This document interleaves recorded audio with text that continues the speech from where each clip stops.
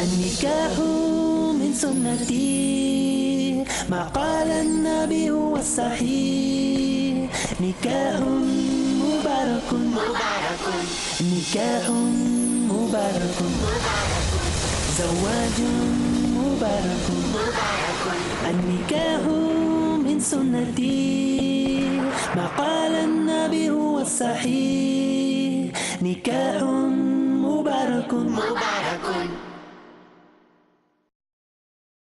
Assalamu alaikum wa rahmatullahi wa barakatuh. Welcome, brothers and sisters, to this new episode in the series Marriage and Divorce. With me here is our Sheikh Haitham Al Haddad, who currently resides in the UK and is on the board of the Sharia Council of Britain. He's also the founding member of the website www.islam21c.com. We have been exploring the topic within marriage and divorce to do with obstacles of marriage, what might validate or invalidate the nikah. Assalamu alaikum, Sheikh. Wa alaikum assalam wa rahmatullahi wa barakatuh. I have a question which I think is very relevant, especially to our audiences, especially in the West. These days we have an issue when it comes to our sisters who like to marry someone, but this person or this brother is classified by them as non-practicing Muslim. Yeah. In this case, what is the condition? Is this an obstacle? Bismillah ar-Rahman ar-Rahim. Alhamdulillah wa salatu wa salam ala Rasulillah. Wallahi, this needs some discussion. Okay, non-practicing, what does it mean, non-practicing? And I know, I do agree with you that this is a valid question. However, let me just conclude the discussion about marrying non-Muslims, yeah, before talking about marrying non-practicing Muslim, yeah? So we said that the man is allowed to marry a woman from the people of the book, yeah, but not any other non-Muslim, provided that certain conditions are observed, yeah? I want to mention this condition briefly because it might be common in the West, this issue of marrying a non-Muslim lady. You know, after finishing the previous episode, I remembered that I visited the Czech Republic. And I found that there were many brothers married to many Czech ladies, and the Czech ladies don't identify themselves as Christians. SubhanAllah. SubhanAllah, it was common. It was common. And some of them are married to them for 10 years, 20 years. They have children, they have grandchildren. And they say that my wife is still, she's agnostic, she's atheist. This is common in Czech Republic. Yeah? So, first of all, to marry a lady, she must be either a Muslim or Ahl Kitab. Other than that, it is not allowed. And again, as we said about sisters marrying non-Muslims, it is zina. In this case, it is zina as well. Yes. Yeah? So a Muslim marrying a Hindu, marrying a Sikh, marrying, this is invalid. Do you remember in the previous episode, but the episode before that, I mentioned that I want to mention. Yes. We forgot to mention it because of time, and in the new episode we forgot to mention it. A man came to me, yeah, a professional brother, young brother, etc. It seems that he doesn't know much about Islam. He came to me with his Hindu or Sikh lady colleague, and he said that he wants to marry her. By the way, in that session, a lady, journalist, came to us in the Islamic Sharia Council to report about our activities. And normally, we allow ladies to attend a meeting or an interview with the clients after the consent of the client, yeah? Yeah. And normally, I ask the client, there is a journalist, if you are interested, she can attend the meeting. In that situation, I forgot to ask the client, those, yeah, couple. And it was the qadar of Allah that I forgot to ask them. So I remember when I was standing, I came, they came. This is one of the recent cases. I said, what can I do for you? He said, this is my colleague at work. She is a caring lady, etc. I am interested to marry her, but I think he said Hindu or Sikh, something like this. Am I allowed to have my nikah with her? Obviously, he came to what? He came to Islamic Sharia Council. So he wants, what does he want? The Islamic ruling. The Islamic ruling. He doesn't want the civil law. the civil law, he can go somewhere else to find out about it. So I told him, in Islam, it's not allowed. Sometimes we have to be honest. If we say, well, sisters, you know, okay, what is the conclusion? The conclusion is you are not allowed to marry her. Yeah? And if you marry her, this will not be recognized in Islam. Because he did ask this question. And she asked this question. Yeah? She said, if he marries me, what is this going to be? I said, this will not be an Islamic marriage. It will not be seen as a marriage. She said, what is it? I said, it will be seen as zina. So when she heard this, and I explained what the zina, fornication, yeah? She said, no, I'm not interested. Either your religion accepts me, or I don't want. I said, yeah, fair enough. Now, she was a very reasonable lady. Yeah. Okay? Now, as I said to some authorities, I said, imagine that the journalist reported this to the media. What is she going to report? That a beautiful couple, yeah, a promising man and a promising lady, a caring man and a caring lady, very beautiful couple, they can form the best family. And they were looking for the future. They are bright people. They want to have beautiful children, blah, blah, blah. They want to this extremist or to this extreme body. And they told him, no, it is haram. It is prohibited. You can't do it. They will report us like this. And we will be identified as extremists or radicals, or maybe later as terrorists because of this. And this is what we are saying, that in the West, they have to accept us as Muslims. We cannot change our religion. Yeah? In India, the government accepted Muslims as Muslims. Yeah. Okay? It is not the best model, but they accepted them as Muslims. They did not force Muslims to change their religion and to say that you are allowed to marry Hindu. Been living with Hindus and Sikh for hundreds of years. خلاص لكم دينكم ولي دين. This is your religion and this is my religion. Yeah?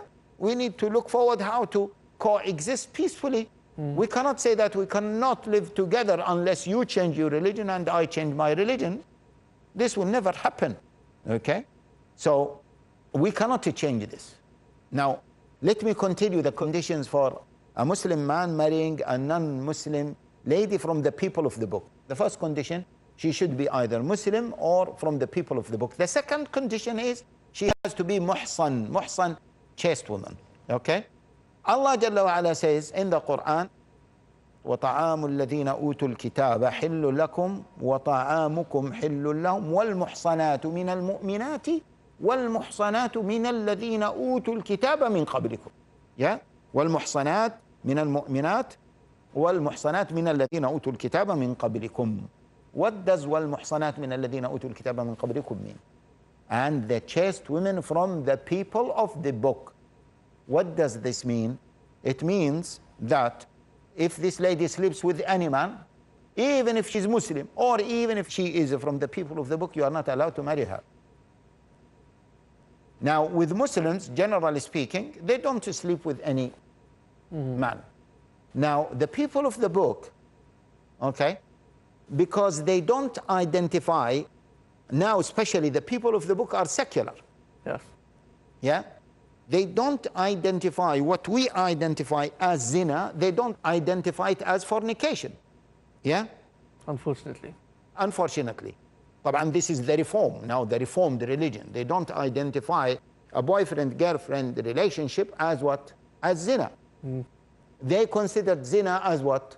When there is a married man and a married lady, and the man cheated on her and sleeps with another woman. This is zina in their eyes. Yes. But a young boy with a young girl sleeping together, they are not married. They say this is a boyfriend-girlfriend relationship. Normal, it's very common. Yeah, this is common. This is love, love. Whatever it is. Whatever. Okay? For us, this is zina. For us, this is fornication. Now, can a Muslim man marry a lady like this, that she had a previous relationship as a boyfriend-girlfriend? Okay? Now, technically speaking, she needs to repent from this. Yeah?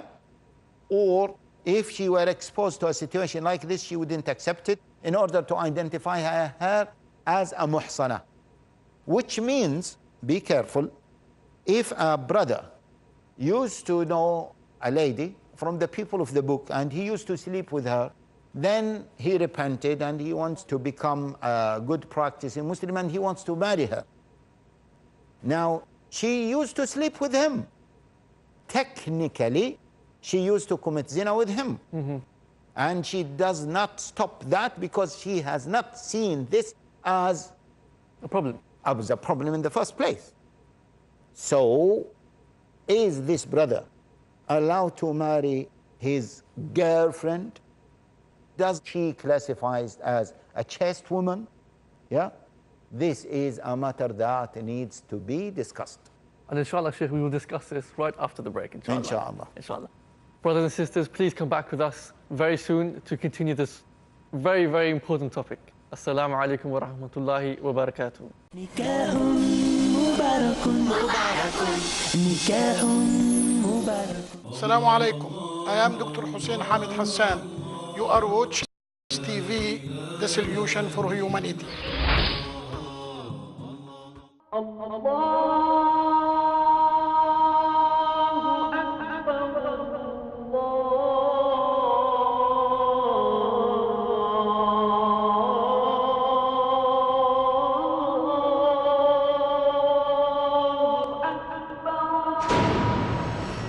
Scientific notions in the glorious Quran are among its endless aspects that can testify for the divine nature of this noble book.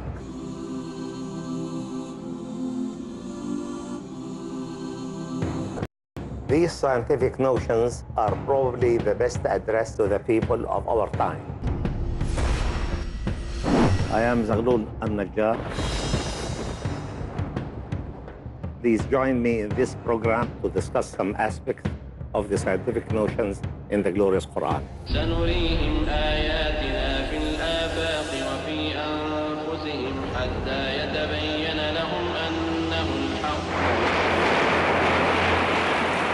I created the universe to Appreciate the word-to-word authenticity of scientific notions and proven facts mentioned in the glorious Quran 1400 years ago in Scientific Notions in the Glorious Quran. Every Saturday at 11 p.m. and repeat telecast at 12 p.m. India on Peace TV.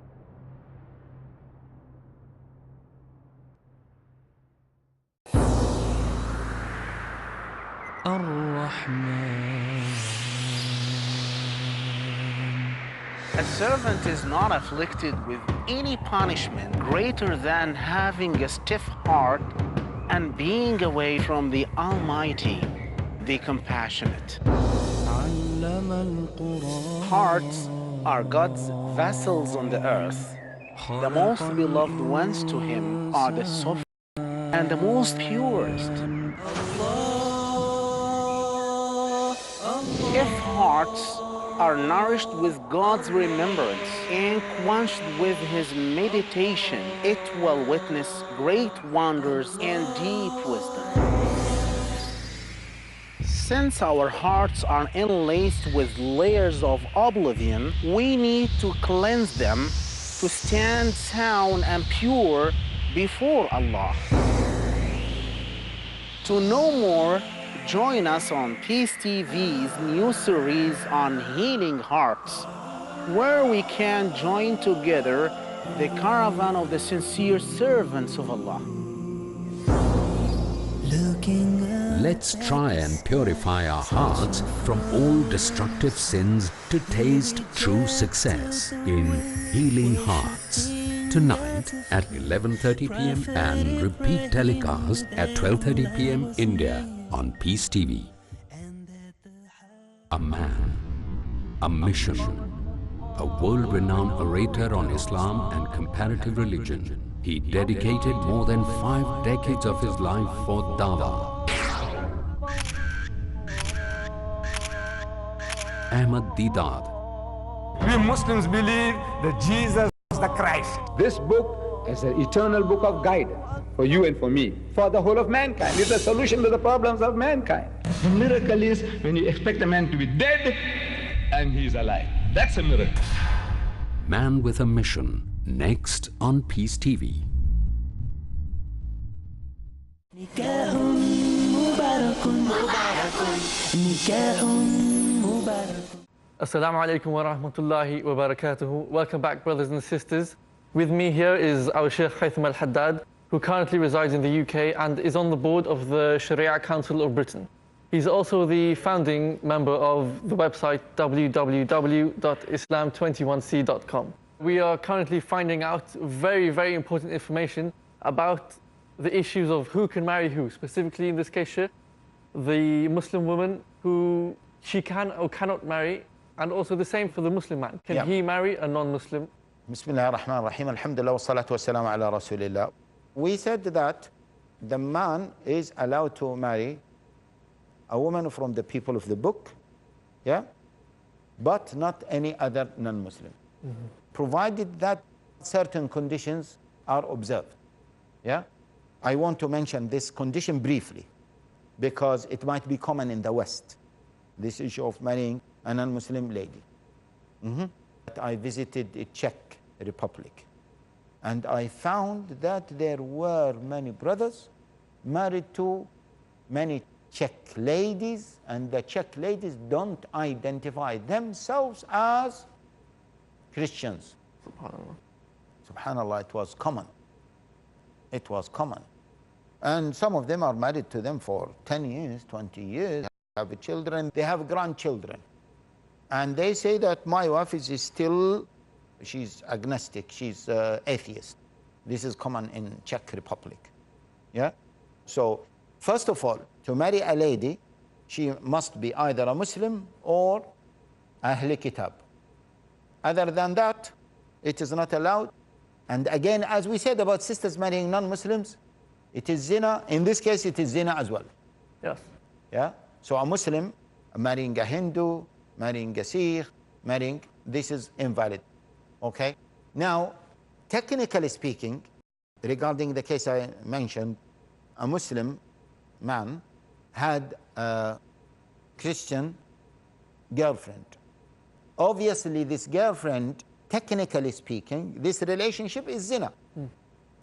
But the Christian lady, because of her secular nature now, because of the secular nature of Christians, she wouldn't identify this as zina, and the community or the society does not identify this as zina. Well, they don't have the same values. They don't have the same values, And they differentiate between this case and the case of the lady that she sleeps with any man. They say that that is bad, but this is an innocent relationship. Now, do we classify this lady as a chaste woman because she slept with this man only and she refuses to sleep with any other man? This needs a group of scholars to discuss this issue. I consider this as one of the contemporary issues regarding fiqh of minorities. Because from one hand, this is technically speaking zina. But from the other hand, she is not that lady that sleeps with any man. And she believes that she is a chaste. And the biggest problem that I mentioned maybe before, that the society now, we have to understand this, that the society, because of its secular nature, has started to look at marriage differently. Marriage now is a civil contract to preserve the financial consequences of this relationship. It's been devalued. Devalued is another issue, but I mean the definition of marriage.